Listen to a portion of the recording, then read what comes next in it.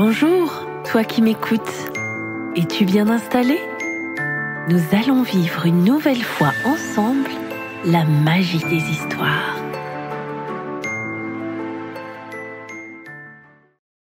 Indigo.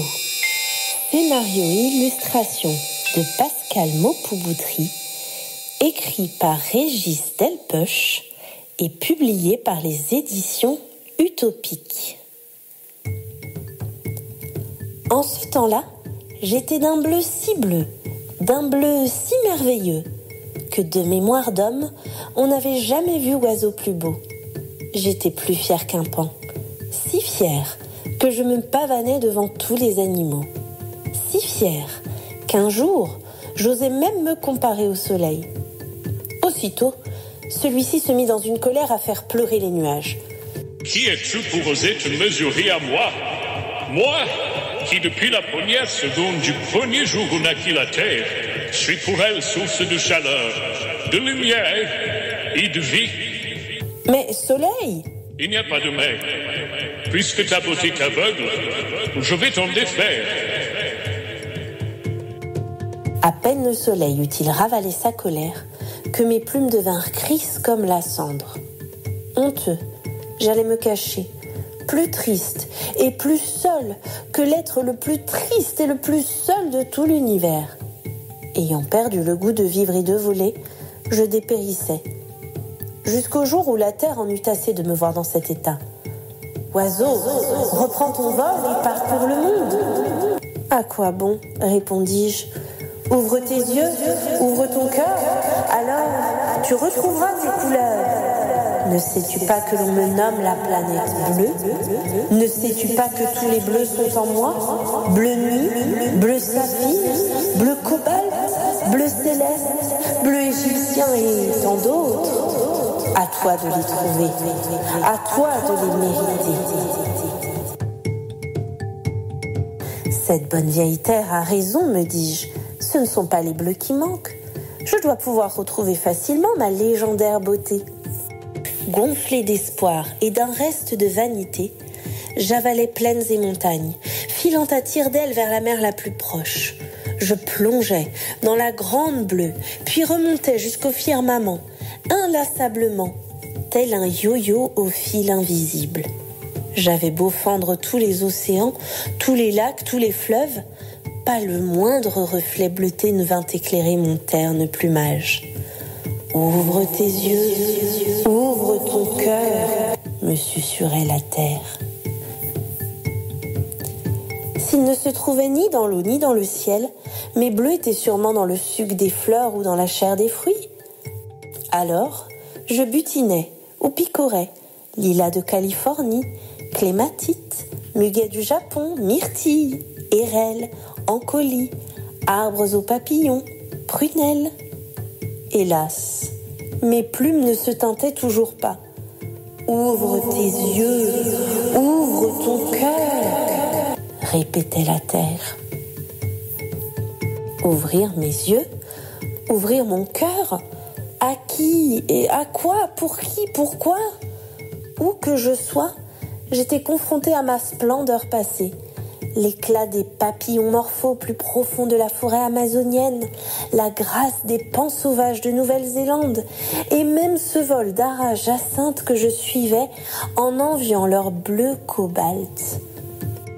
Moi qui avais été le plus beau de tous les oiseaux, envié de vulgaires perroquets. Ce sont des cris qui m'arrachèrent à mes sombres pensées. 2 groupes d'hommes se disputaient violemment. « Voleurs, rendez-nous les fruits de l'arbre sacré !» criaient les uns. « Menteurs, c'est vous qui les avez dérobés !» hurlaient les autres. Curieux, je me posais sur une branche. « Oiseau, me dit alors l'arbre, fais-leur comprendre que personne n'a volé mes fruits. C'est moi qui n'ai plus la force d'en donner depuis qu'un énorme ver me ronge le cœur. S'il te plaît, oiseau, aide-moi à me débarrasser de ce parasite. » Ému par les paroles de l'arbre sacré, je martelais son tronc de mon bec effilé, encore et encore, jusqu'à en déloger le ver meurtrier. Aussitôt, l'arbre refleurit puis ses fleurs devinrent fruits. Dans l'assemblée, la fureur avait fait place au silence.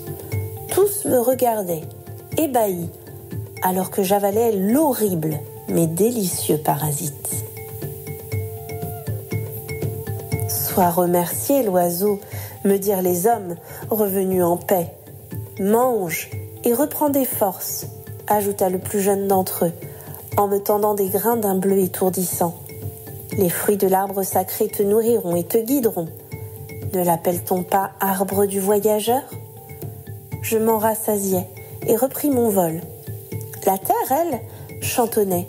« Bravo, mon fils, ouvre ton cœur, continue, mon fils, ouvre tes yeux. »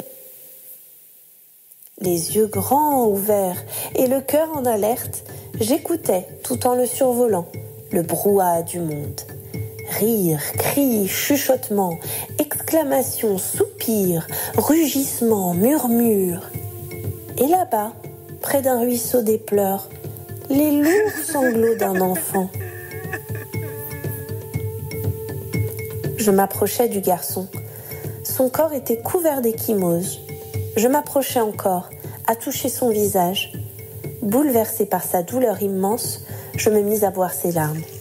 À chaque larme avalée, le visage de l'enfant martyrisé s'éclairait, et ses bleus disparaissaient un à un. Enfin, épuisée, je m'évanouis. Doux et chaud, tel fut mon réveil au creux des mains de l'enfant. Je restai encore de longues minutes sans bouger, le temps pour lui de me confier ses malheurs, puis ses espoirs maintenant que je l'avais soulagé de ses bleus au corps et à l'âme. À la fin de ses confidences, je levai le bec, ouvris un œil et secouai le bout de mes ailes. Alors, l'enfant me rendit à mon vol en m'accompagnant de 1000 merci, qui se mélangèrent aux encouragements de la terre.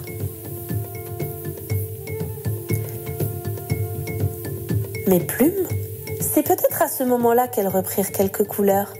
À vrai dire, je les avais un peu oubliées. J'étais devenu bien plus curieux des autres que de moi-même. Et je commençais à comprendre pourquoi la terre me répétait « Ouvre tes yeux, ouvre ton cœur ». Une fois de plus, ce furent des cris qui me dévièrent de ma route. Sur la place d'un village, hommes, femmes et enfants se lamentaient. Certains abattus, d'autres affolés. « Ce maudit Jnoun a volé le bleu de nos maisons », hurlait une femme. « Qu'allons-nous devenir à présent? Qui nous protégera du mauvais œil? Perdus, nous sommes perdus !» Troublée par la détresse des villageois, je décidai de les aider. Je survolai la région à la recherche de l'infâme génie.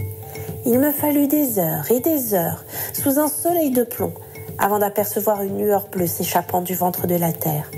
Je plongeai, sans un bruissement d'ailes, jusqu'au cœur d'une grotte. Autour de moi, scintillait le bleu des maisons du village. Je scrutais l'obscurité jusqu'au plus profond de la caverne. Pas le moindre signe du Jnoun, mais un sac, d'où s'échappait la précieuse couleur. À peine m'en étais-je emparée que je me retrouvais face à l'horrible monstre. Il bouchait l'entrée de la grotte. Immense, menaçant, vociférant, il s'approchait de moi. Que faire? Réfléchir quelques secondes de trop, c'était signer mon arrêt de mort et celui des villageois. Alors, je fonçai droit sur le Jnoun. Quand mon bec traversa son œil, il hurla et se tordit de douleur. Il se tapa la tête contre les parois de la grotte avec une telle violence qu'un éboulis de roches l'emprisonna à tout jamais dans son antre. Quant à moi, je réussis à m'échapper de justesse. De retour au village, je versai du pigment bleu au-dessus des maisons, afin que chaque porte, chaque volet retrouve sa couleur protectrice. Je confiai à la chef du village ce qu'il restait du trésor arraché au Jnoun. « Oh, merci, oiseau courageux », me dit-elle en déposant un peu de poudre sur mes plumes. « Que ce bleu te protège, toi aussi. » Désormais, j'avais ouvert les yeux sur le monde et surtout ouvert mon cœur aux autres.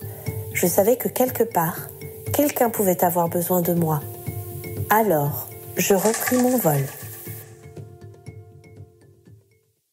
Si tu as aimé cette vidéo, mets un like et abonne-toi.